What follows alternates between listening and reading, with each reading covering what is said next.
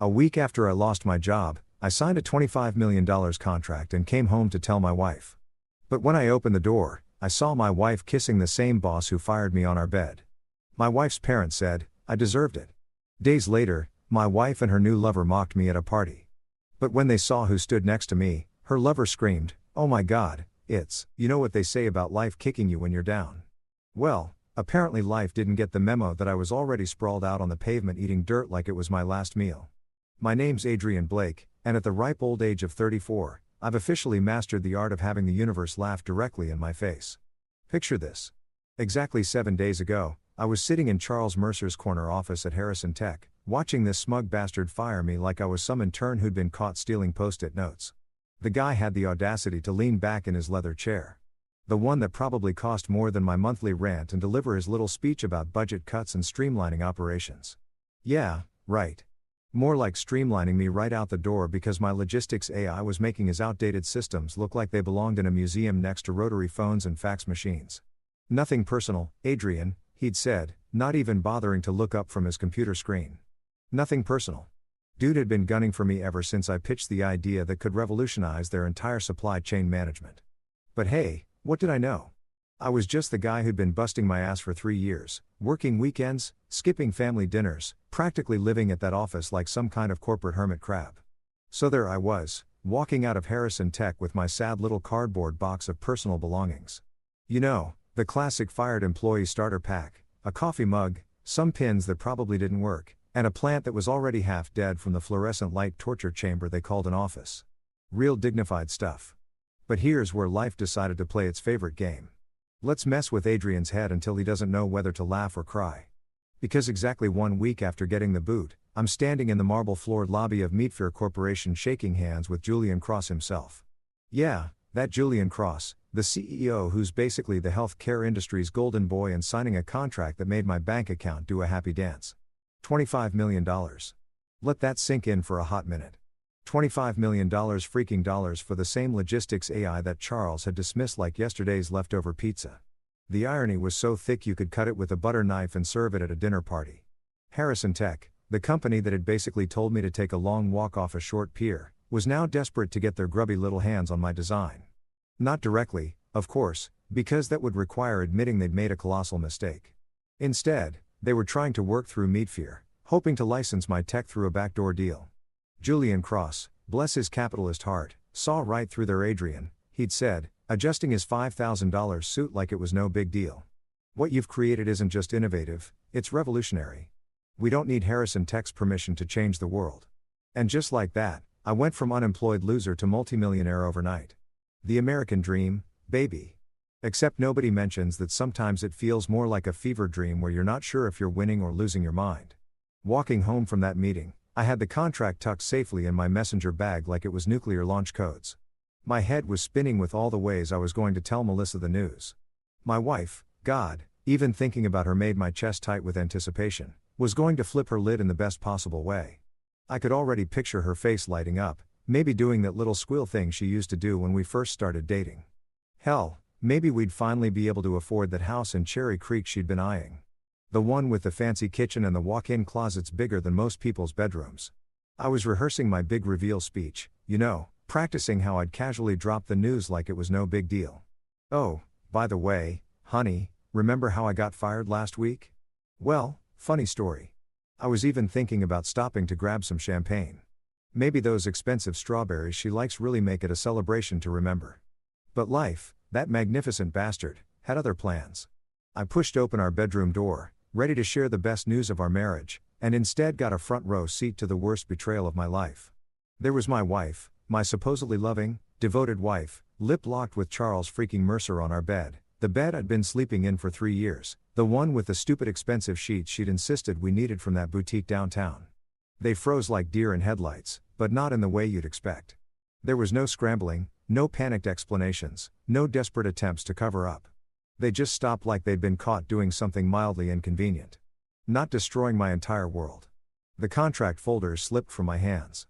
Papers scattering across our hardwood floor like confetti at the world's worst party. Legal documents worth $25 million mixed with the dust bunnies under our dresser. And all I could do was stand there like an idiot trying to process what I was seeing. Melissa's eyes met mine. And here's the kicker. She didn't look guilty. She didn't look ashamed or sorry or even remotely embarrassed. She looked annoyed, like I'd interrupted her favorite TV show or walked in on her during an important phone call. Her perfectly styled blonde hair wasn't even messed up, which somehow made the whole thing even more insulting. Charles, that smug piece of garbage, actually had the balls to smirk at me. This guy, the same guy who fired me a week ago, who'd sat behind his big important desk and basically told me I was worthless, was now sprawled across my bed like he owned the place. "You should have seen this coming," he said, his voice dripping with that same condescending tone he'd used when he'd canned me. Like this was all part of some master plan I'd been too stupid to figure out. And you know what the really twisted part was? Standing there in my own bedroom, watching my wife and my former boss destroy my life in stereo. All I could think about was that contract on the floor. $25 million worth of vindication scattered like broken dreams across the carpet. The universe's timing was either perfect or perfectly cruel. I couldn't decide which. You ever have one of those days where you wake up thinking things can't possibly get worse and then life says, "Hold my beer and watch this"? Yeah. Well, welcome to my Tuesday morning, courtesy of the Green Family Circus. The call came at exactly 8:47 a.m. I know because I was staring at my phone like it might magically transport me to a different dimension where my wife wasn't banging my ex-boss. Harold Green's voice boomed through the speaker with all the warmth of a tax on it. "Adrienne, you need to come to the house now. We need to discuss this situation." Situation. That's what we were calling it. Now, not adultery, not betrayal, not the complete implosion of my marriage, just a situation like a minor plumbing issue or a parking ticket. The Green family had always been masters at repackaging reality into something more palatable for their delicate sensibilities. So, there I was, driving my beat-up Honda Civic through the gates of their estate in Cherry Hills Village, feeling like I was entering enemy territory. And let me tell you, the Green Mansion was the kind of place that screamed, "We have more money than God, and we want everyone to know it." 8 bedrooms, 12 bathrooms, and enough marble to make a Roman emperor jealous. The driveway alone was longer than most people's entire street, lined with perfectly manicured hedges that probably cost more to maintain than my annual salary at Harrison Tech. I parked between Harold's Bentley and Patricia's Mercedes. My Honda looking like a rusty paperclip next to a couple of Rolex watches. Real subtle message there, folks. Might as well have put up a neon sign that said, "You don't belong here, peasant."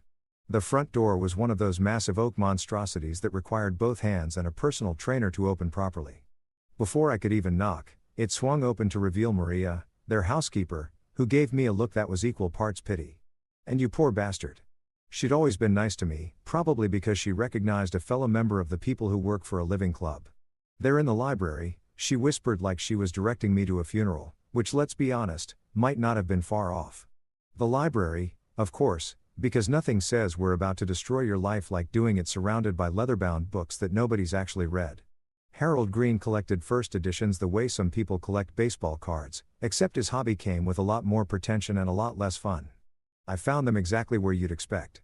Harold nursing a tumbler of bourbon at 10 o'clock in the morning like some kind of Southern gentleman cosplayer and Patricia clicking her pearl necklace like worry beads. She was wearing one of those outfits that screamed, "I shop at stores that don't have price tags." All cream-colored fabrics and shoes that probably cost more than most people's rent. "Adrienne," Harold said without getting up, gesturing to a chair across from them like I was applying for a job. "Sit, not please sit or have a seat. Just sit." Like I was a dog who'd learned a new trick. Real classy, "Harold, your country club etiquette lessons really paid off." I stayed standing, mostly because I knew it would annoy them, but also because sitting felt too much like surrendering. "Let me guess," I said, crossing my arms. "You call me here to explain why your daughter is screwing my boss in my bed. This should be good." Patricia's face twisted like she'd just bitten into a lemon wrapped in disappointment. "How dare you speak about Melissa that way? She's our daughter, and she deserves better than what you've given her." "Better than what I've given her." I laughed and it came out sharper than I intended. "You mean like love, respect, and 3 years of my life? Or are we talking about the $25 million contract I just signed? Because I'm pretty sure that counts as giving her something." Harold's bourbon glass paused halfway to his lips. "What contract?" "Oh, that was rich. They didn't even know about Meet Fear yet." Melissa hadn't bothered to mention that little detail during her family briefing. Probably too busy planning her next romantic renvis with Charles to fill in the parentals on my sudden career resurrection. "The one that makes me worth more than Charles Mercer's entire annual salary," I said, watching their faces like I was studying a master class in shock and confusion. Funny how timing works, isn't it? But Patricia, bless her cold, calculating heart, recovered faster than a politician during a scandal. She waved her manicured hand like she was swatting away an annoying fly. Money doesn't make you a man, Adrienne. You were never good enough for Melissa. Charles is a real man, a provider. He has breeding class, a future breeding. She actually said breeding like we were talking about Rache horses instead of human beings. I'd always known Patricia was a snob, but hearing her talk about her son-in-law like I was some kind of genetic mistake really drove the point home. A provider? I shot back. The guy who fired me last week because he was threatened by my success. That's your idea of a provider? A man who steals other people's wives because he can't get his own life together? Harold slammed his glass down hard enough to make the bourbon slush. You watch your tone, boy. You're in our house, boy. I was 34 years old, had just signed a multi-million-dollar contract, and this fossil was calling me boy. The disrespect was so thick you could spread it on toast and serve it at their next charity luncheon.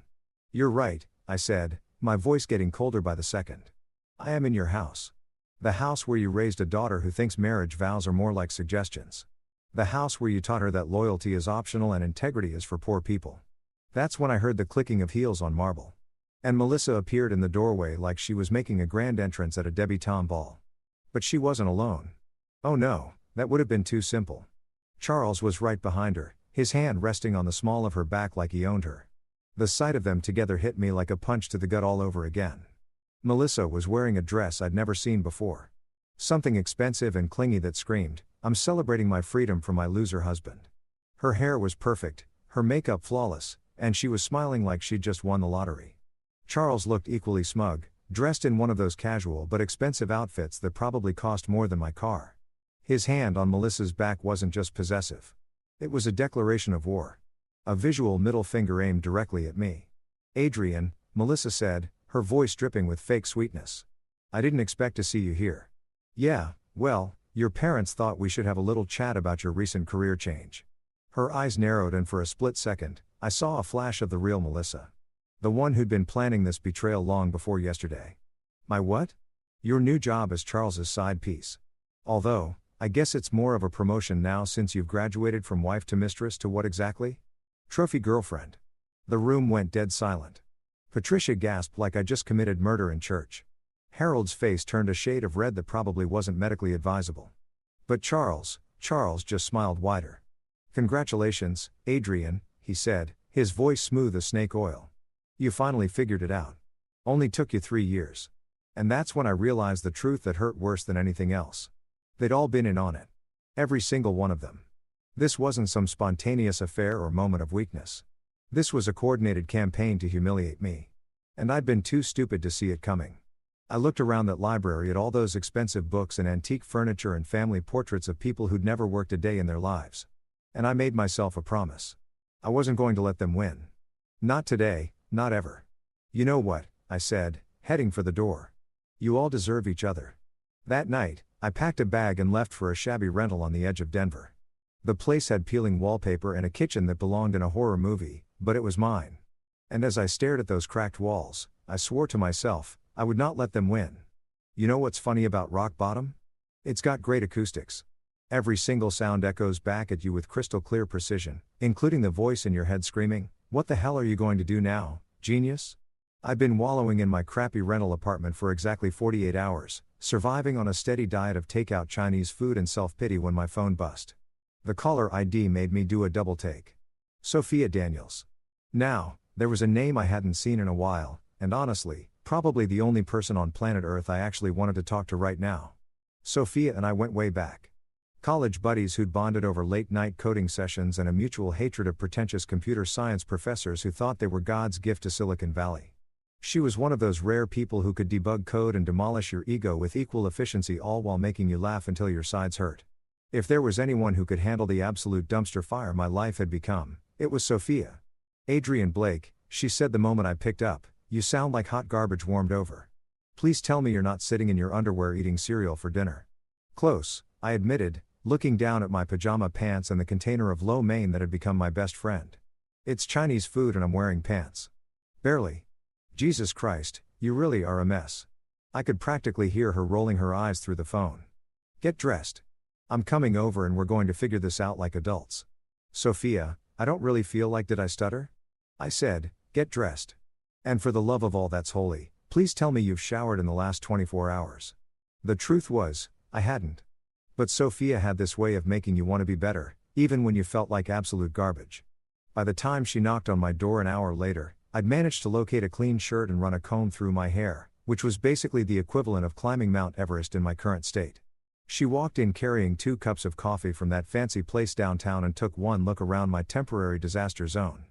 Well, she said, stepping over a pile of dirty laundry. I've seen worse. Remember junior year when Tommy Morrison had that nervous breakdown during finals? His place looked like a bomb went off in a pizza factory. Thanks for the pep talk, I muttered, accepting the coffee like it was liquid salvation. Sophia plopped down on my second-hand couch, which groaned in protest and fixed me with that look she used to give our professors when they said something particularly stupid. Okay, spill it. And I want the whole story, not the sanitized version you probably told your mom. So, I told her everything. The firing, the contract, walking in on Melissa and Charles, the humiliation parade at the Green family mansion, all of it. Sophia listened without interrupting, which was unusual for her, occasionally raising an eyebrow or making those little H sounds that meant she was filing away information for later use. When I finished, she leaned back and crossed her arms, a gesture I remembered from college that usually preceded her saying something that would either change your life or destroy your self-esteem. Sometimes both. You know what your problem is, Adrienne? She said, taking a sip of her coffee like she was about to deliver the wisdom of the ages. You're acting like a victim when you should be acting like a predator. What the hell is that supposed to mean?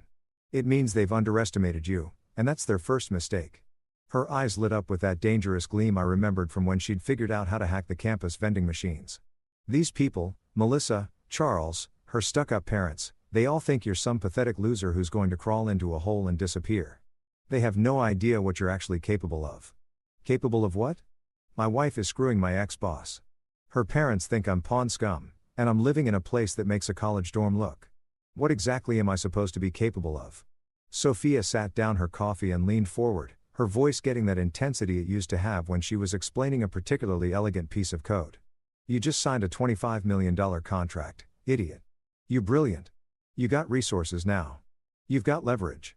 And most importantly, you've got me. You damn right me.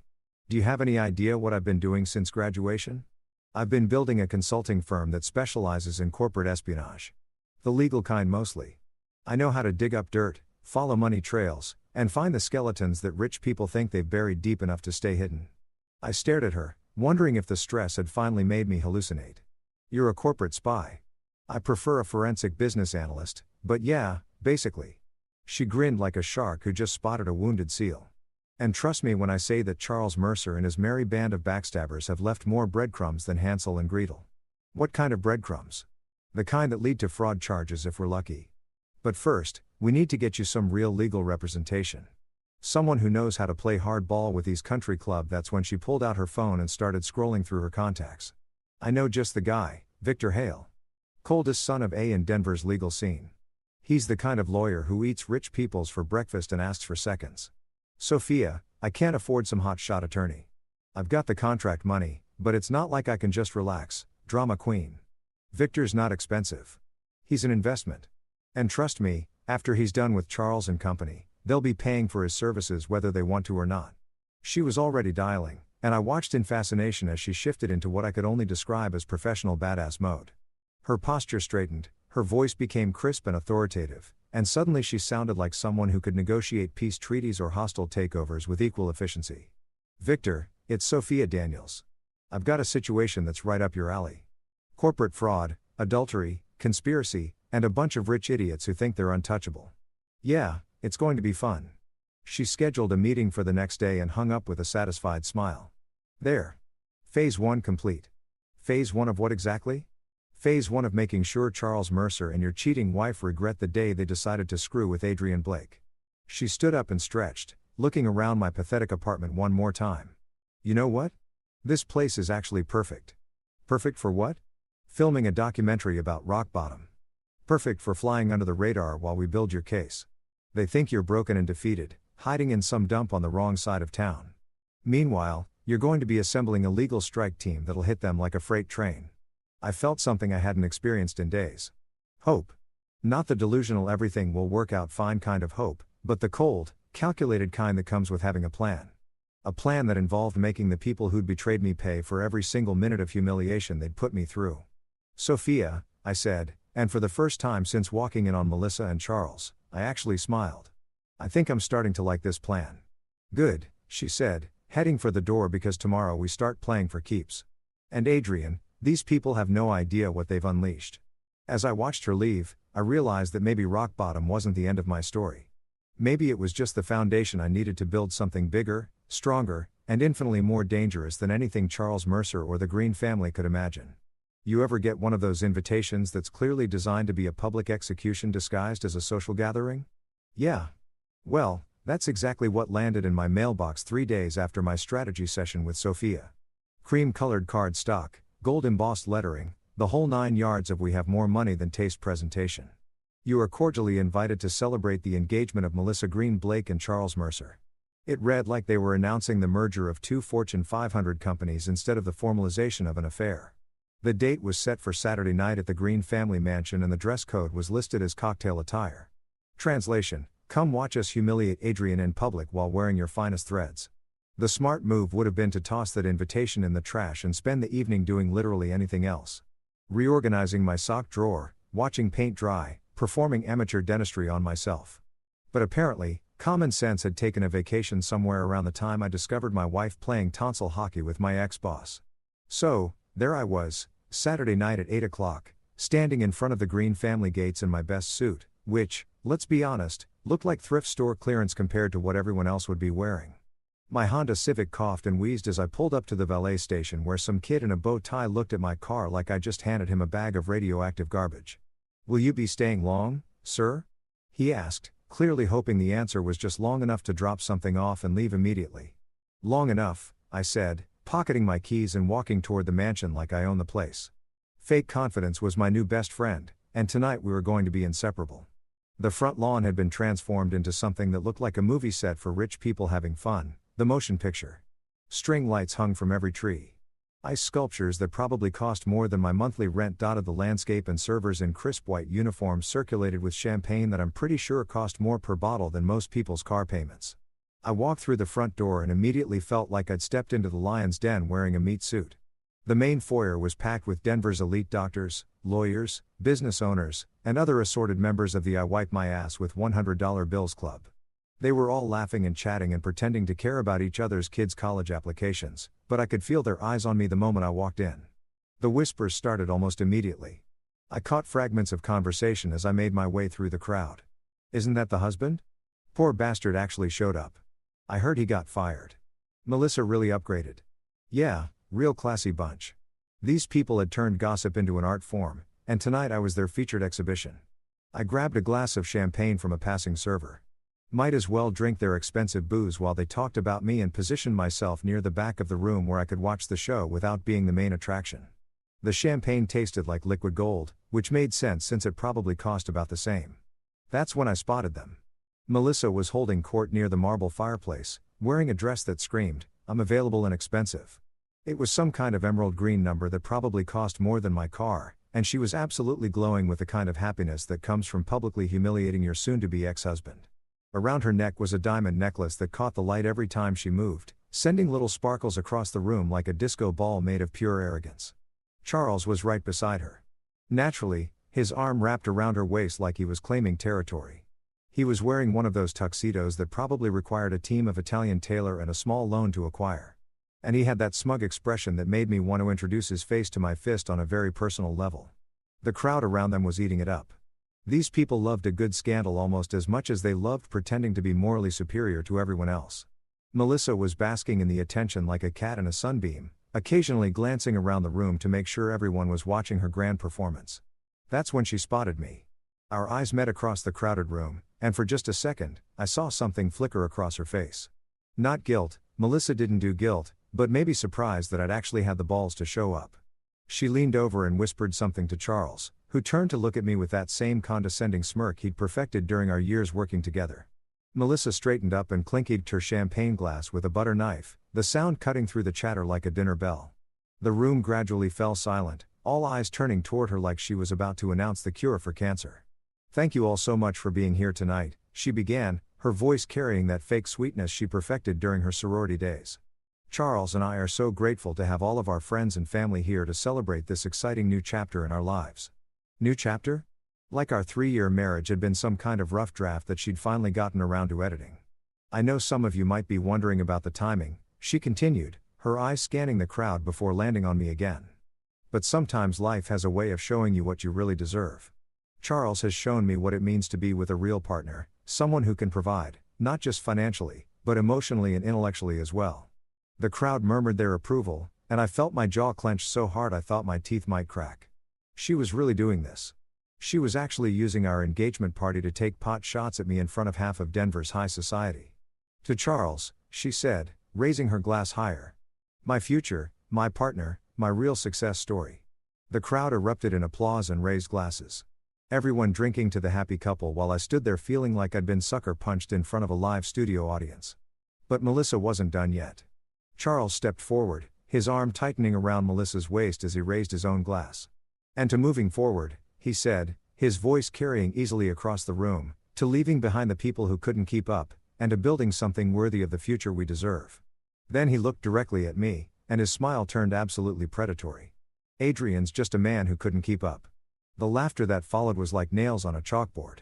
These people, these supposedly civilized, educated, refined members of society, were literally laughing at my expense while sipping champagne that cost more than most people's grocery budget. It was like being back in high school, except the bullies were designer clothes and drove cars that cost more than houses. I stood there alone, my fists clenched so tight in my pockets that I could feel my nails digging into my palms. The humiliation was complete, total, and absolutely intentional. They'd invited me here specifically for this moment, to watch me stand there helpless while they celebrated destroying my life. That's when I felt someone step up beside me, close enough that I could sense their presence without looking over. The entire room seemed to shift like the air pressure had suddenly changed. The laughter died away, replaced by a silence so complete you could have heard a pin drop on the marble floor. I turned slightly and saw a figure I recognized but couldn't quite believe was really there.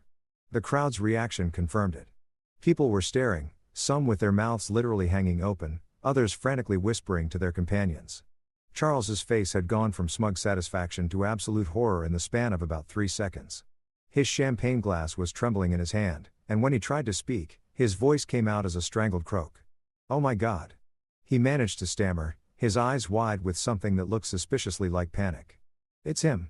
You know that moment in movies when the cavalry shows up just when the hero's about to get massacred? Yeah. Well, apparently that actually happens in real life.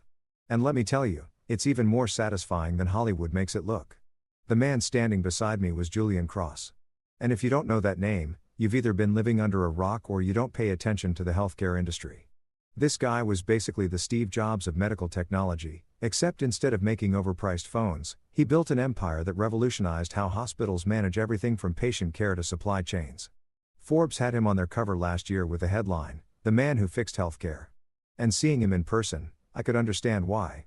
Julian was one of those people who commanded attention just by existing. He wasn't particularly tall or imposing, but he had this presence that made everyone else in the room feel like background characters in his story. His suit probably cost more than most people's cars, but he wore it like it was just another Tuesday uniform. Everything about him screamed, "I have more money than small countries and the power to back it up." But here's the thing that made the whole situation absolutely perfect. Julian Cross was supposed to be in Singapore this week, closing some mega deal that had been splashed across every business publication for the past month. The fact that he was standing in the Green family mansion at my cheating wife's engagement party was like seeing a unicorn riding a dinosaur through downtown Denver. Charles looked like he was about to have a stroke. His face had gone from its usual smug to a shade of white that matched the marble statues scattered around the mansion. The champagne glass in his hand was shaking so badly, I was surprised he hadn't dropped it yet. "Mr. Cross." Charles managed to stammer, his voice cracking like a 13-year-old boy trying to ask a girl to prom. "I didn't know you were in town." Julian turned toward Charles with the kind of smile that would make a shark jealous. "Charles," he said, his voice carrying easily across the now silent room. "I wouldn't miss this for the world." The crowd was frozen, like someone had hit the pause button on their entitled little lives. These people weren't used to being upstaged at their own parties. And having Julian freaking Cross show up unannounced was like having the president crash your backyard barbecue. Melissa, to her credit, recovered faster than her fiancé. She glided over with that practiced smile she'd perfected during her beauty pageant days, extending her hand like she was greeting royalty. Mr. Cross. What an unexpected pleasure. I'm Melissa Greenblake, soon to be Melissa Mercer. I understand, Julian said, shaking her hand with the kind of politeness that somehow managed to be insulting. Congratulations on your transition. The way he said transition made it sound like she was discussing a career change rather than abandoning her marriage. And I had to bite the inside of my cheek to keep from laughing out loud. But Julian wasn't done. He turned back to me and extended his hand. And when he spoke, his voice carried across the silent room like he was addressing a corporate board meeting. Adrienne, he said, shaking my hand firmly enough for everyone to see. I'm glad you're here. We have much to celebrate. The collective gasp from the crowd was audible. These people had been treating me like a leper for the past hour, and now the most powerful man in healthcare was greeting me like we were old friends. The sudden shift in social dynamics was so dramatic I could practically hear their brains short-circuiting. Harold Green pushed through the crowd, his face flushed with the kind of panic that comes from realizing you might have seriously miscalculated. Mr. Cross, sir, this is such an honor. I'm Harold Green, Melissa's father. If we'd known you were coming, we would have. Would have what? Julian interrupted, his tone polite, but sharp enough to cut glass. Treated your son-in-law with more respect. The silence that followed was so complete, you could have performed surgery in it. Harold's mouth opened and closed like a fish gasping for air, while Patricia clutched her pearls so hard I was surprised the string didn't snap. Julian continued, his voice never losing the conversational tone that somehow made every word hit like a sledgehammer. You see, Adrienne here isn't just a guest at this party. He's my business partner. The contract we signed last week, the one worth $25 million. That's just the beginning. $25 million. He'd said it loud enough for the entire room to hear, and the effect was immediate. The crowd started whispering frantically, the sound building like a swarm of particularly gossipy bees. These people live for this kind of drama, and Julian had just served them a 5-course meal. Charles looked like he was going to vomit. His face had gone from white to green and he was swaying slightly like someone had hit him with a baseball bat. $25 million. He managed to croak. Initial investment. Julian confirmed with the casual tone of someone discussing the weather. Adrienne's logistics AI will revolutionize healthcare supply chain management across North America. We're projecting a market impact in the billions. Billions with AB. The crowd was eating this up. Their attention shifting from Charles and Melissa to me like I'd suddenly become the most interesting person in the room, which, let's be honest, I had. Melissa's smile was starting to crack around the edges. She'd gone from glowing bride to beat a deer in headlights faster than her father's Bentley could go from 0 to 60. Adrienne never mentioned any contract, she said, her voice tight with forced cheer. Probably because he's modest, Julian replied. And I swear I saw him wink at me. Unlike some people, Adrienne doesn't feel the need to announce his success to everyone with an earshot. The dig at Charles was so obvious, it might as well have come with neon signs, and the crowd definitely caught it. A few people were actually smirking now, the social tide turning faster than a politician's campaign promises. Patricia Green, who'd been standing frozen like a statue for the past 5 minutes, suddenly found her voice. Mr. Cross, surely there's been some mistake. Adrienne was just fired from Harrison Tech. He's living in some terrible apartment. By choice, Julian cut her off smoothly. Sometimes the most successful people prefer to fly under the radar while they're building empires. Adrienne's apartment is temporary. His success, however, is permanent. That's when Charles finally found his voice again, though it came out as more of a whimper than the commanding tone he'd been using earlier. But the Harrison Tech contract we were supposed to license his technology through our partnership with, were you? Julian's eyebrows rose in mock surprise. How interesting. Because last I checked, Adrienne owns that technology outright. Any licensing deals would have to go through him directly. The implications hit Charles like a freight train. His mouth fell open as he realized that not only had he lost Adrienne's technology when he fired him, but now his former employee was working directly with the one company Harrison Tech had been desperately trying to partner with. In fact, Julian continued, clearly enjoying himself now. Adrienne and I were just discussing the possibility of expanding our partnership. We're always looking for innovative companies to work with, though we're quite selective about our partner's character and business practices. The threat was subtle but unmistakable. Julian Cross could make or break companies with a phone call, and he just basically announced that Harrison Tech was on his list. The crowd was in full whisper mode now, the sound building like a gathering storm. These people could smell blood in the water, and the sharks were starting to circle. Charles and Melissa had gone from the evening's golden couple to social pairs in the span of about 10 minutes. Julian checked his watch, probably a Rolex that cost more than most people's houses, and turned back to me. Adrienne, shall we discuss those expansion plans? I believe we have an early morning meeting scheduled. Of course, I said, finding my voice for the first time since he'd arrived. Lead the way. As we walked toward the exit, Julian's voice carried back to the stunned crowd one final time. Enjoy the rest of your evening, everyone. I'm sure it will be memorable. The last thing I saw before we left was Charles standing frozen in the middle of the room, still holding his champagne glass, looking like a man who just watched his entire world collapse in real time. You know what they say about revenge being a dish best served cold? Well, apparently nobody told Sophia Daniels that because the woman was serving it up piping hot with a side of, "Let's destroy these bastards completely." It was Monday morning, exactly 48 hours after Julian Cross had basically nuked Charles and Melissa's engagement party from orbit, and I was sitting in Victor Hale's law office, feeling like I'd been cast in some kind of legal thriller, where I was simultaneously the victim and the guy plotting the takedown. Victor's office was exactly what you'd expect from Denver's most ruthless corporate attorney. Floor-to-ceiling windows overlooking the city, leather furniture that probably cost more than my Honda, and law books arranged with the kind of precision that suggested he actually read them instead of just using them for decoration. The man himself looked like he'd been designed in a laboratory specifically for intimidating opposing counsel. Sharp suit, sharper eyes, and the kind of smile that made you want to check your wallet afterward. "Adrienne," he said, settling behind his massive desk like a general preparing for war. "Sophia has filled me in on the basics, but I need details. Every dirty little secret, every questionable business decision, every time Charles Mercer, so much as jaywalked, we're going to turn these people inside out." That's when Sophia pulled out her laptop and cracked her knuckles like a pianist preparing for Carnegie Hall.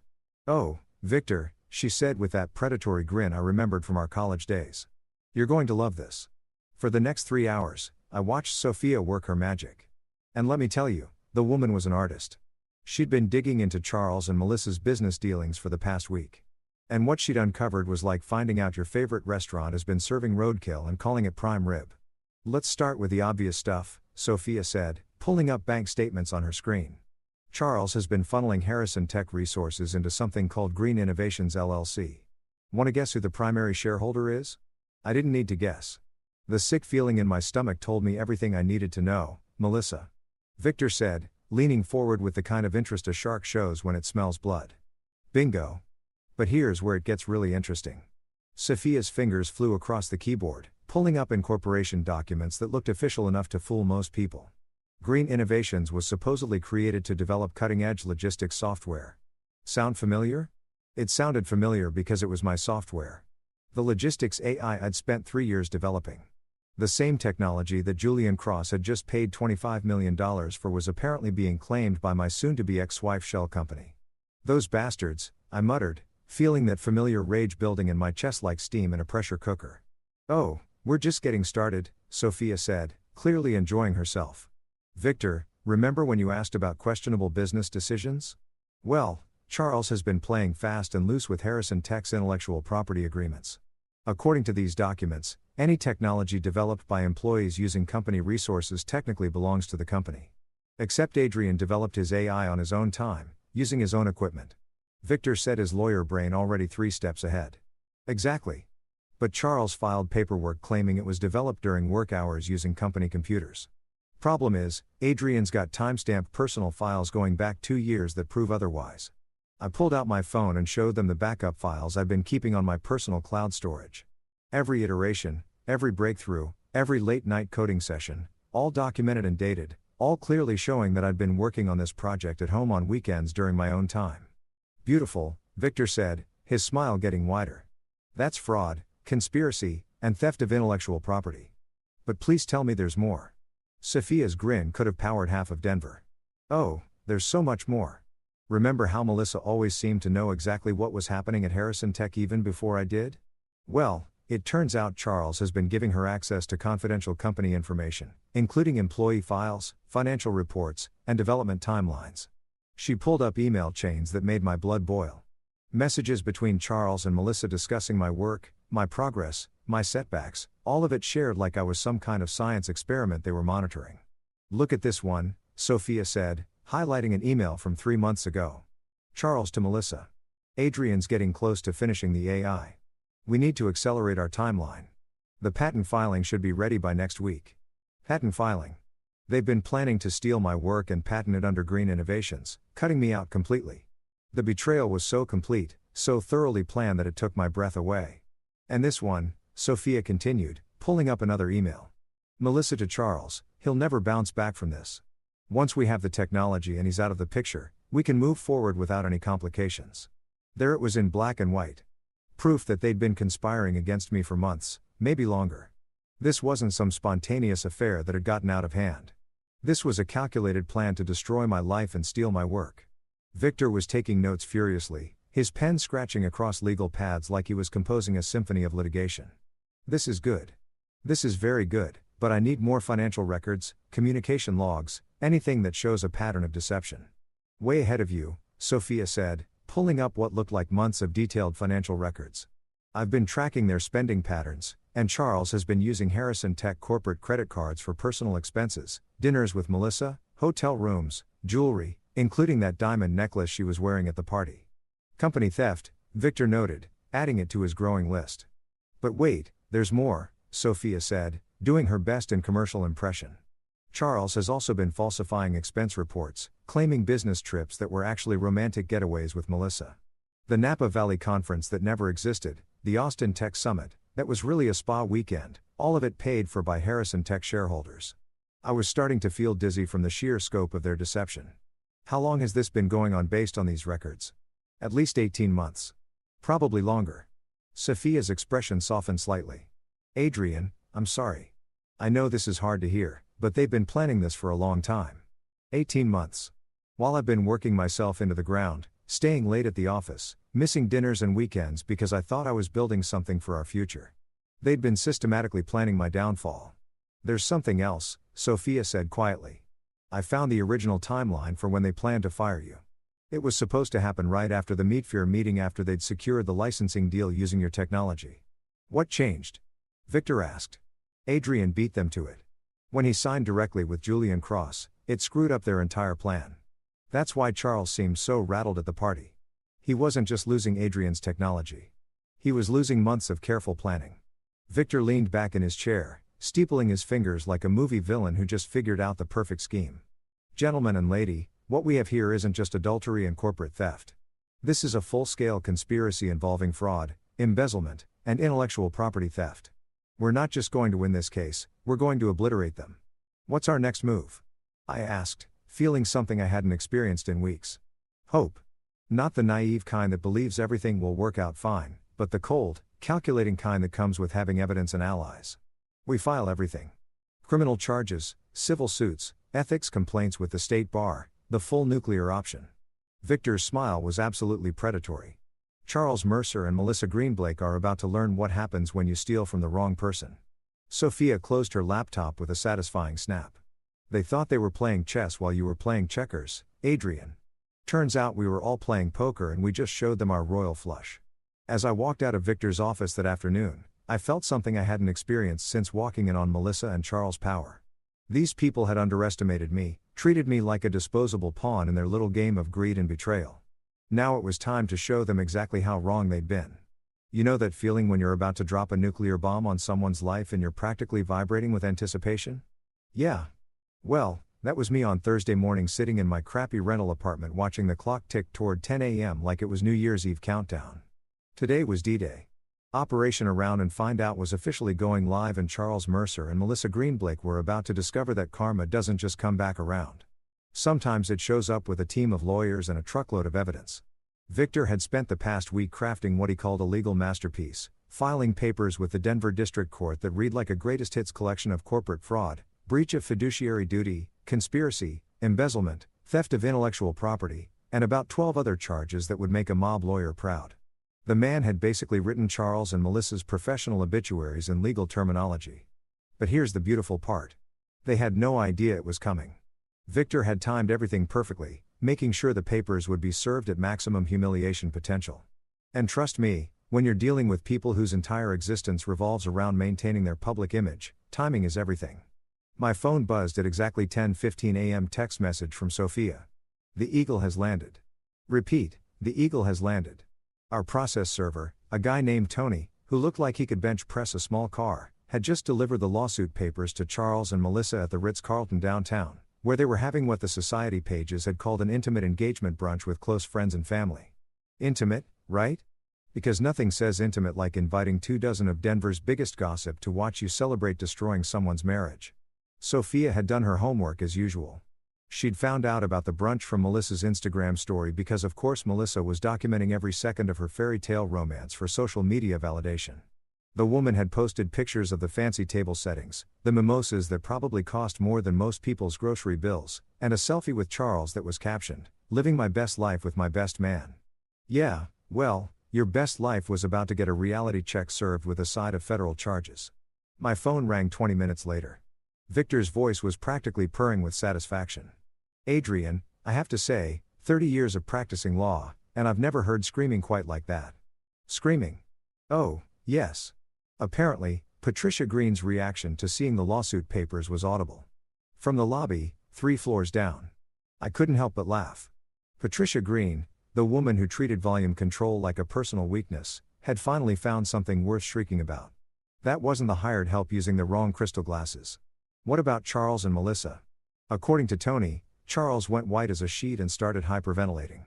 Melissa threw her mimosa at the process server, missed him completely, and hit Harold instead.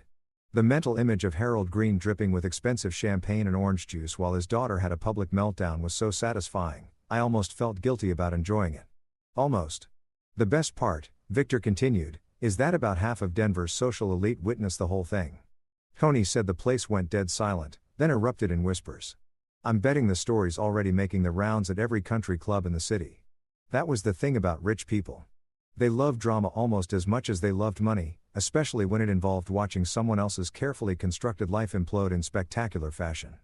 By dinner time, every socialite in Denver would know that Charles Mercer and Melissa Greenblake were facing serious federal charges. "How long before they call?" I asked. "Oh, Charles has already tried 3 times. My secretary told him I was in court all day." Victor's laugh was pure evil genius. Let them sweat. Desperation makes people stupid and stupid people make mistakes. The next call came from Sophia an hour later. "Adrienne, you need to see this. Melissa's having a complete meltdown on social media." I pulled up her Instagram account and holy, it was like watching a train derail in real time. The woman who usually posted carefully curated images of her perfect life was now firing off story after story of barely coherent rage. "This is harassment," one story read, posted over a picture of what looked like legal documents scattered across a restaurant table. "My lawyers will destroy whoever is behind this." Another story showed her crying in what appeared to be the back of an Uber, mascara streaming down her face like black tears. Some people can't handle success and will do anything to tear you down. But my personal favorite was the one where she was clearly drunk, filmed from an unflattering angle in what looked like the Green family wine cellar, slurring into her phone. "Adrienne Blake is a pathetic loser who can't accept that I upgraded. Charles is twice the man he'll ever be. She's spiraling," Sophia said when I called her back. "This is beautiful. She's basically creating evidence for us in real time." "What do you mean?" "Defamation, Adrienne. Every one of these posts is another charge we can add to the pile. And the drunk one that's going to play real well in front of a jury." The afternoon brought even better news. Julian Cross called personally to let me know that Harrison Tech had reached out to Metasphere trying to salvage some kind of partnership deal.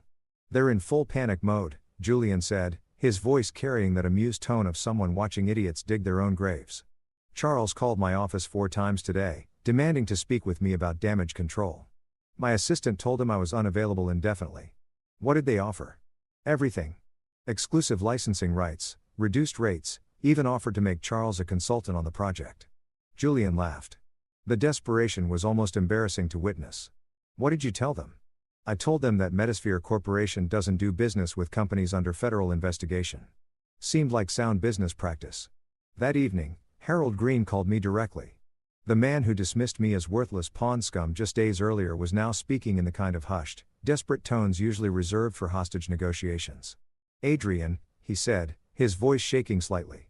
"I think there's been some kind of misunderstanding. Surely we can work this out like civilized people." "Civilized people," I repeated, savoring the irony. "You mean like how civilized you were when you told me I deserved what happened or when you said I wasn't good enough for your daughter? Now see here." "No, Harold. You see here, your daughter and her boyfriend committed multiple felonies. They stole my intellectual property, defrauded their employer, and conspired to destroy my career. The only misunderstanding here is that you thought I'd just roll over and take it. This will destroy Melissa's reputation. Melissa destroyed her own reputation when she decided to screw my boss in my bed. I'm just making sure everyone knows about it." I hung up on him mid-sentence, which felt almost as good as signing that $25 million contract. The final call of the day came from Charles himself. He was trying to sound confident, but I could hear the panic underneath his words like a car engine about to seize up. "Adrienne, this is ridiculous. We both know this is just about your hurt feelings over Melissa. Drop the lawsuit and we can discuss a reasonable settlement." "Settlement?" I laughed so hard I almost choked. "Charles, you're facing 5 to 10 years in federal prison. What exactly do you think you have to negotiate with? You're bluffing. You don't have any real evidence. Bank records, email chains, falsified expense reports, stolen intellectual property documentation, and about 36 witnesses to your various crimes. But sure, I'm totally bluffing." The silence, on the other end, was so complete, I thought he'd hung up. "Charles, you still there, buddy? This isn't over," he finally managed, his voice cracking like a 13-year-old trying to sound tough. "You're absolutely right," I said. "It's not over. It's just getting started." As I hung up and looked around my shitty little apartment, I realized something had fundamentally changed. I wasn't the victim anymore. I was the guy with the evidence, the allies, and the $25 million contract. And tomorrow, the real fun would begin. You know that moment in every courtroom drama where the music swells and justice gets served with a side of dramatic irony? Well, real life doesn't come with a soundtrack. But let me tell you, the silence in Judge Eleanor Gay's courtroom was more electric than any Hollywood score could ever be. 6 weeks after serving those beautiful lawsuit papers, we were finally here. Showtime. The Denver District Court was packed tighter than a rush-hour subway car because apparently watching rich people get their comeuppance was better entertainment than anything Netflix had to offer. The press section looked like a media convention, and I counted at least 3 cameras I recognized from the local news stations. Judge Grace was exactly what you'd want in a federal judge.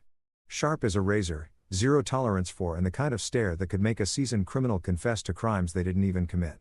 She'd been on the bench for 20 years, and rumor had it she'd never met a white-collar criminal she couldn't see through like cheap plastic wrap. Charles and Melissa sat at the defendant's table looking like they dressed for their own funeral. Charles was wearing what was probably a $5,000 suit, but he looked like he hadn't slept in weeks. His usual smug confidence had been replaced by the kind of nervous energy you see in people who've just realized they're completely screwed. Melissa had gone for the innocent victim look, all white clothing and minimal makeup.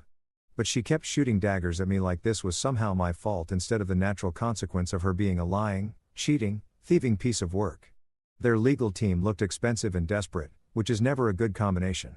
3 lawyers in matching suits, all trying to look confident while clearly knowing they'd drawn the legal equivalent of a busted flush. The lead attorney, some hotshot from a firm that charged more per hour than most people made in a month, kept shuffling through papers like he was looking for a miracle hidden in the paperwork. Victor, on the other hand, looked like a man who'd been waiting his entire career for this moment. He'd laid out our evidence with the precision of a Swiss watchmaker. Every document organized, every witness prepared, every piece of the puzzle ready to fall into place. Sophia sat behind us in the gallery, her laptop open and ready to provide technical support if needed, grinning like a kid on Christmas morning. "Your Honor," Victor began, standing with the kind of confidence that comes from having an airtight case. "What we have before us today isn't just a simple case of corporate fraud. This is a calculated conspiracy that spans 18 months involving theft of intellectual property, embezzlement of corporate funds, and a systematic campaign to destroy my client's career and reputation." He walked toward the jury box like he was giving a TED Talk, holding up the first piece of evidence, the original contract I'd signed with Julian Cross. "Ladies and gentlemen, you're looking at a $25 million contract for technology that the defendants attempted to steal. Not borrow, not license, not purchase, steal." The jury was eating it up. 12 regular folks who worked real jobs for real money, watching rich people try to explain why they thought they could just take whatever they wanted. The foreman, a guy who looked like he'd spent his life working with his hands, was taking notes like he was planning to write a book about it. Charles's lawyer stood up for his opening statement, and you could tell he was already fighting an uphill battle. "Your Honor, my clients are the victims of a vindictive ex-husband who can't accept that his marriage has ended. Mr. Blake is using the legal system to exact personal revenge." "Objection," Victor said calmly. "Is counsel planning to address the documented evidence of embezzlement, or are we going to pretend this is about hurt feelings?" "Sustained," Judge Graves said dryly. Counsel will stick to the facts. And boy, did we have facts. Victor presented our case like he was conducting a symphony orchestra. Each piece of evidence building on the last until the whole picture became undeniable. Bank statements showing Charles funneling company money into Melissa's shell corporation. Email chains proving they'd been planning to steal my technology for months. Expense reports that showed Charles billing Harrison Tech for romantic getaways with his mistress. The real fireworks started when Victor called Julian Cross to the stand. The man walked into that courtroom like he owned it, which given his net worth, he probably could have. His testimony was devastating in its simplicity. Mr. Cross, Victor said, in your professional opinion, what is the value of Mr. Blake's logistics AI technology? Conservative estimate? $50 million over the next 5 years. But the real value is in the potential applications. This technology could revolutionize supply chain management across multiple industries. And did Harrison Tech or any of its representatives ever contact you about licensing this technology? Julian's smile was absolutely predatory multiple times. In fact, Mr. Mercer called my office 17 times in the 2 weeks following our contract signing with Mr. Blake. He seemed quite desperate. Charles actually flinched when Julian said that. And I saw one of the jurors write something down with particular emphasis. But the real show started when Melissa took the stand. She'd clearly been coached by her lawyers to appear remorseful and sympathetic, but Melissa had never been good at hiding her true nature for very long. Victor started with softball questions, letting her tell her side of the story. She painted herself as a woman trapped in a loveless marriage, seeking comfort with a man who understood her needs. Real tragic stuff. If you ignored the part where she'd been systematically stealing my life's work. Mrs. Greenblake, Victor said, his tone shifting subtly. You testified that your relationship with Mr. Mercer began because you felt neglected by your husband. Is that correct? Yes, she said, dabbing at her eyes with a tissue. Adrienne was always working, always focused on his computers. Charles made me feel valued. I see. And when did you first learn about your husband's logistics AI project? I am not sure I understand the question. Victor pulled out a printed email and handed it to her. This is an email you sent to Mr. Mercer 14 months ago. Would you mind reading the highlighted portion to the jury? Melissa's face went white as she read the email. This is taken out of context. Please read it aloud, Mrs. Greenblake. Her voice was barely above a whisper. Adrienne's AI project is progressing faster than expected. We need to accelerate our timeline for the patent filing. The courtroom erupted in whispers. Even Charles's expensive lawyers couldn't hide their grimaces. Mrs. Greenblake, Victor continued, his voice getting sharper. This email is dated 6 months before you claim your affair with Mr. Mercer began. How do you explain discussing patent filings for your husband's work before you even started your relationship with the man who would supposedly file those patents? It's not what it looks like. What it looks like, Mrs. Greenblake, is a conspiracy. What it looks like is that you and Mr. Mercer planned this entire scheme from the beginning. What it looks like is that your marriage was nothing more than industrial espionage disguised as a relationship. Melissa completely lost it. All that coaching, all that preparation, all those expensive lawyers, and she reverted to type right there in front of God, the jury, and 3 news cameras. You don't understand, she screamed, jumping up from the witness chair. Adrienne was nothing. He was a nobody working in a cubicle going nowhere. Charles offered me a real future, real success. I deserved better than some loser who couldn't even afford to take me to decent restaurants. The silence that followed was absolute. Even the court reporter had stopped typing, staring at Melissa like she'd just confessed to murder on live television. Judge Graves banged her gavel once, the sound echoing through the courtroom like a gunshot. Mrs. Greenblake, you will sit down and compose yourself or you will be held in contempt. But the damage was done. Melissa had just admitted in front of a jury and multiple cameras that she'd married me under false pretenses and conspired with Charles to steal my work because she thought I wasn't good enough for her. Victor turned to the jury with a look of satisfied vindication. Ladies and gentlemen, I don't think I need to add anything to that testimony. When they played the audio recording that Sophia had somehow obtained, Melissa and Charles at some cafe, laughing about how they'd crushed me and how I'd never bounce back. I watched the jury's faces turn to stone. The defense tried to recover, but you can't unring a bell, and Melissa had just rung the Liberty Bell at full volume. Charles took the stand and tried to paint himself as a businessman making tough decisions. But after his accomplice had basically confessed to conspiracy on camera, his testimony sounded like a man trying to explain why water isn't wet. As closing arguments wrapped up, I looked around that courtroom and realized something fundamental had changed. I wasn't the broken, humiliated husband anymore. I was the guy who'd fought back, who'd refused to be a victim, who'd turned the tables on people who thought they were untouchable. The jury deliberated for exactly 47 minutes, not even long enough to order lunch. When they came back, the foreman stood up with the kind of grim satisfaction that meant someone was about to get exactly what they deserved. In the matter of Blake versus Mercer and Green Blake, he said, his voice carrying clearly through the silent courtroom. We find for the plaintiff on all counts. You know that moment when the universe finally decides to balance the scales and you get to watch karma deliver a beatdown so epic it should come with its own highlight reel? Yeah. Well, that was me sitting in Judge Graves' courtroom watching 47 minutes of jury deliberation turn into the most satisfying I told you so moment of my entire life. The foreman was still standing holding that verdict sheet like it contained the meaning of life itself. And the silence in the courtroom was so complete, you could have heard a pin drop in the parking lot. Charles looked like he was about to throw up. Melissa was gripping the defendant's table so hard her knuckles had gone white. And even their expensive legal team was staring at the floor like they were contemplating career changes. Judge Graves adjusted her reading glasses with the kind of deliberate precision that meant she was about to deliver some serious judicial justice. Will the defendants please rise for sentencing? Charles and Melissa stood up like they were walking to their own execution, which in a way they were. Their lawyer tried to whisper something to them, but Judge Graves shut that down with a look that could have frozen hell over. Mr. Mercer, she began, her voice carrying the weight of 20 years on the bench.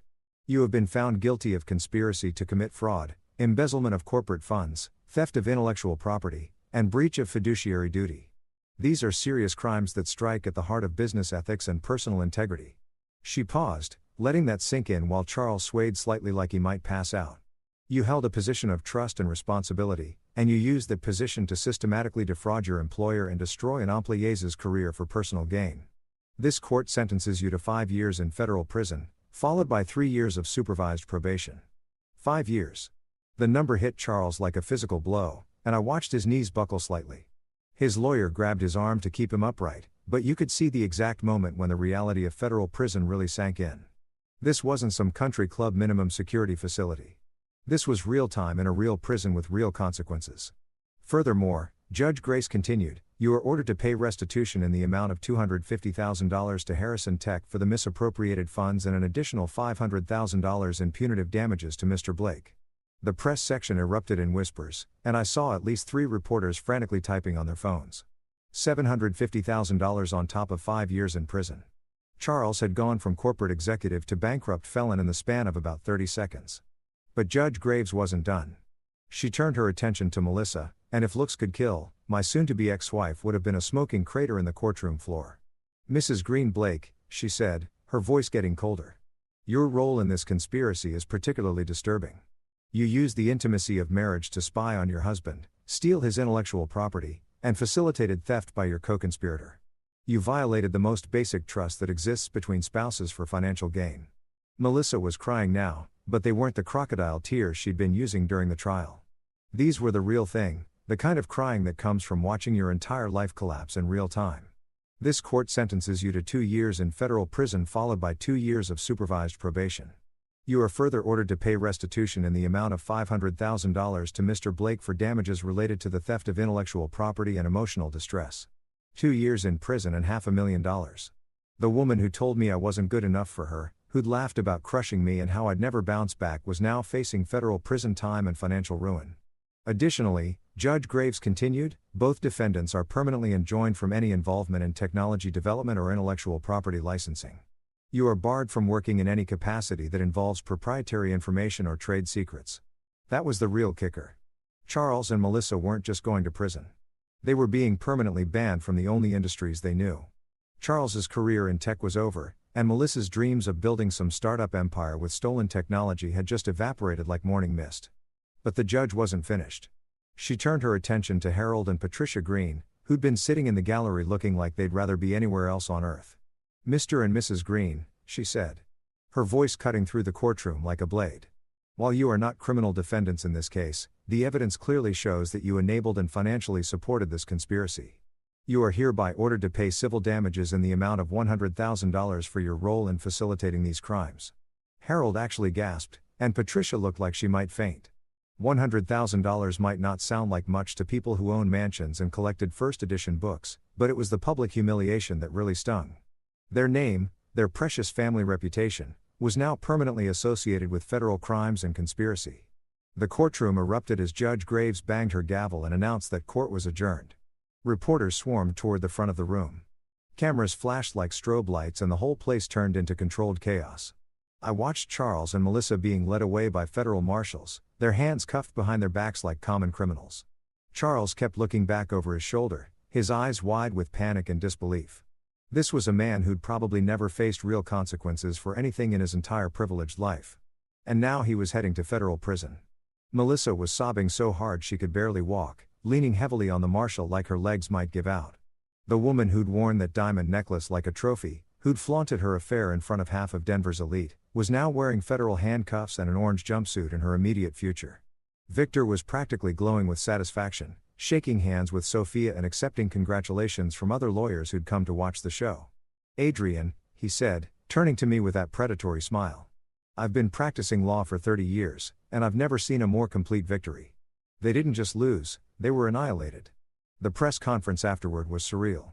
Standing on the courthouse steps, facing a wall of cameras and microphones, I felt like I was in some kind of alternate reality where the good guy actually wins and justice isn't just a theoretical concept. "Mr. Blake," one reporter called out, "how does it feel to see your wife and former boss sentenced to federal prison?" "Former wife?" I corrected, savoring the words. "The divorce papers were filed this morning. And honestly, it feels like justice. These people thought they could destroy my life and steal my work because they believed I was too weak to fight back. Today proved them wrong. What's next for you?" Another reporter asked. I looked up at the Denver skyline, thinking about the loft apartment. I just signed a lease for the team I was building. The future I was creating on my own terms. I'm going to do what I've always done. Innovate, create, and build something meaningful. The only difference is that now I'm doing it without people who tried to sabotage me every step of the way. That evening, I sat in my new downtown loft, looking out at the city lights and thinking about how dramatically my life had changed. 6 months ago, I'd been married to a woman who was actively conspiring against me, working for a boss who was stealing my ideas and living a lie that I was too naive to recognize. Now I was free, vindicated, and richer than I'd ever imagined possible. But more importantly, I was surrounded by people who actually gave a damn about me. Sophia, Victor, Julian, and a growing team of brilliant minds who saw potential instead of weakness. My phone buzzed with a text from Sophia. "Drinks to celebrate? I think you've earned it." As I grabbed my keys and headed for the door, I realized that this wasn't just the end of my old life. It was the beginning of something infinitely better. Charles and Melissa had tried to break me. But all they'd done was forge me into something stronger. And tomorrow, the real work would begin. You know what freedom actually smells like? It smells like fresh paint, new leather office chairs, and the kind of expensive coffee that you buy because you can, not because you're trying to impress anyone. That's what hit me as I walked into my new downtown loft on a crisp Monday morning, 6 months after watching Charles and Melissa get hauled away in federal handcuffs. The place was a far cry from that shitty rental apartment where I'd eaten my weight in Chinese takeout and contemplated the ruins of my life. Floor-to-ceiling windows overlooked the Denver skyline. Hardwood floors that actually gleamed instead of peeling, and enough space to host a small army of brilliant minds who were about to help me change the world. Blake Innovations had officially launched 3 weeks ago, and we were already making waves in the tech industry that rippled all the way to Silicon Valley. Sophia was my co-founder and CTO because, let's face it, the woman could debug code and destroy enemies with equal efficiency.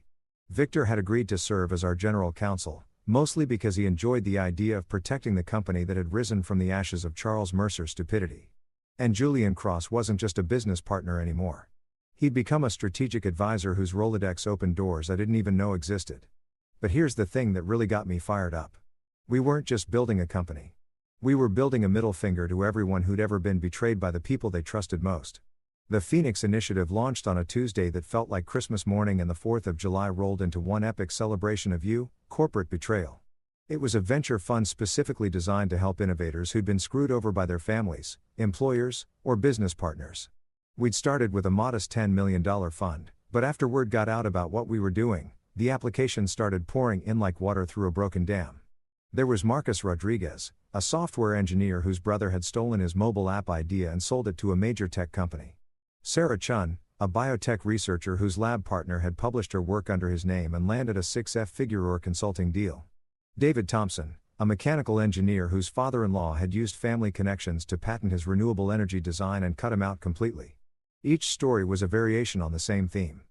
Brilliant people getting screwed by the people closest to them, then being told they should just let it go and move on with their lives. Well, that noise. Moving on was for people who accepted defeat. We were in the business of fighting back. The launch event was held at the Denver Art Museum because nothing says we've arrived like hosting your corporate debut in a building that looks like it was designed by aliens with excellent taste. The guest list read like a who's who of Colorado's tech and business elite. Plus a healthy sprinkling of journalists who'd been following my story since the courtroom circus. I stood at the podium looking out at an audience of 500 people who 6 months ago would have dismissed me as a pathetic cuckold living in denial. Now they were hanging on every word, taking notes, and probably calculating how much money they could make by associating with the guy who turned personal betrayal into a multi-million-dollar empire. Ladies and gentlemen, I began my voice carrying easily through the museum's sound system. 6 months ago, I was fired from my job, betrayed by my wife, and told by her family that I wasn't good enough to breathe the same air as their precious daughter. A ripple of laughter went through the crowd. These people loved a good redemption story, especially when it involved rich getting their comeuppance. Today, those same people are in federal prison, bankrupt, and permanently banned from the industries they tried to steal from me. But this isn't a story about revenge. It's a story about what happens when you refuse to accept other people's definitions of your worth. I clicked to the first slide, showing the Phoenix Initiative logo against a backdrop of rising flames. The Phoenix Initiative exists because betrayal isn't a character flaw in the victim. It's a business opportunity for the survivor. We're not here to help people get over being screwed. We're here to help them turn that betrayal into fuel for something bigger, better, and infinitely more successful than whatever they lost. The applause was immediate and sustained. But I wasn't done yet. Our first round of funding goes to 12 innovators who've been told to sit down, shut up, and accept that life isn't fair. Instead, they're going to stand up, speak out, and build empires that make their betrayers regret ever crossing them. The energy in the room was electric. I could see people already networking, making connections, plotting their own Phoenix moments. This wasn't just a business launch. It was a movement.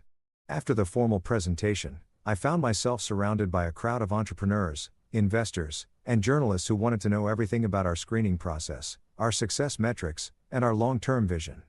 But the conversation that really mattered happened near the bar, where a young woman approached me with the kind of desperate hope I recognized from my own mirror 6 months ago. "Mr. Blake," she said, her voice shaking slightly. "My name is Jennifer Walsh. My business partner stole my AI algorithm and my client list, then had me blacklisted from every tech company in Austin. I've been fighting him in court for 2 years, but he's got family money and connections." I handed her my business card. "Jennifer, send me everything. Patents, court documents, financial records, email chains, all of it. We'll have our team review your case within 48 hours. Her eyes filled with tears. "You'd really do that even though you don't know me? I know exactly who you are. I said you're someone who got betrayed by a person you trusted, and now you're being told to accept it and move on. That. You're going to fight back and we're going to help you win." That's when Sophia appeared at my elbow, grinning like she'd just solved cold fusion. "Adrienne, you need to see this." She handed me her phone, showing a news article from TechCrunch with the headline, "Blake Innovations raises $50 million in series of funding plans national expansion of Phoenix Initiative." $50 million. The number was almost abstract at this point, but what it represented was very real. The resources to help hundreds of betrayed innovators turn their pain into power. Julian Cross materialized from the crowd. Looking every inch the billionaire kingmaker in his perfectly tailored suit. "Adrienne, congratulations. You've built something truly special here." "We've built something special," I corrected. "None of this happens without the team." "True," he said, raising his champagne glass. "But it took someone with your particular combination of brilliance and righteous anger to make it happen. Most people who get betrayed stay bitter. You turn bitter into better." As the evening wounded down and the last guests filtered out into the Denver night, I stood alone in the museum's main hall, surrounded by the detritus of a successful launch party. Empty champagne glasses, scattered business cards, and the lingering energy of people who just witnessed something important being born. My phone buzzed with a text from an unknown number. "Saw the news coverage. Congrats on your success. See, Charles, even from federal prison, the bastard was still trying to worm his way back into my life." I deleted the message without responding. Some bridges weren't worth rebuilding. They were better left as charred ruins that reminded you why you burned them in the first place. I walked to the windows overlooking the city, looking out at the Denver skyline that had watched my entire transformation from betrayed husband to business mogul. Somewhere out there, Melissa was probably in her federal prison cell, wondering how the man she dismissed as a pathetic loser had ended up on magazine covers while she counted down the days until parole. But I wasn't thinking about her or Charles or any of the people who tried to break me. I was thinking about Jennifer Walsh and the dozen other innovators we were about to find. I was thinking about the 100 more applications sitting in our inbox. I was thinking about a future where betrayal wasn't the end of someone's story. It was just the beginning of their revenge arc. As I headed for the exit, I passed a mirror in the museum lobby and caught a glimpse of myself. Same face, same basic features, but everything else had changed. The man looking back at me wasn't the naive husband who trusted blindly and loved unconditionally. This was someone harder, smarter, infinitely more dangerous to his enemies, and infinitely more valuable to his allies. I am Adrienne Blake. I am free. I am enough, and I will never be erased again. The elevator doors closed, carrying me toward whatever came next. And for the first time in my adult life, I was genuinely excited to find out what that would be.